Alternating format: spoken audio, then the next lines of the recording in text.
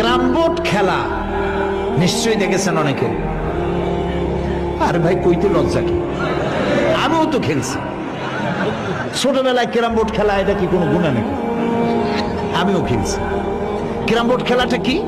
বোর্ডের উপরে কতগুলি এরকমের গুটি থাকে, একটা থাকে লাল, ঠিক না? এখন বোর্ডের উপরে এই গুটিটা আমি মারতেছি, সামনে আর একটা গুটি, কিন্তু সামনের গুটিটা আমার মূল টার্গেট না। এই গুটিকে ওটাকে হিট করবে, সে ধাক্কা খাইয়া মারবে লালটাকে, লালটা পড়ে যাবে পকেটে। কিন্তু যে লালটা পকেটে পড়লো ওই বেচারা জানলো না যে আসলে মূল ধাক্কাটা কে মারছিল। কাজে এই যে যুবক পোলাপানগুলি ইসলামের জন্য জীবন দিতে, জীবন দেওয়া সহজ ব্যাপার না। কত বড় নেশা, পাগল বানায় এদেরকে মরবার জন্য।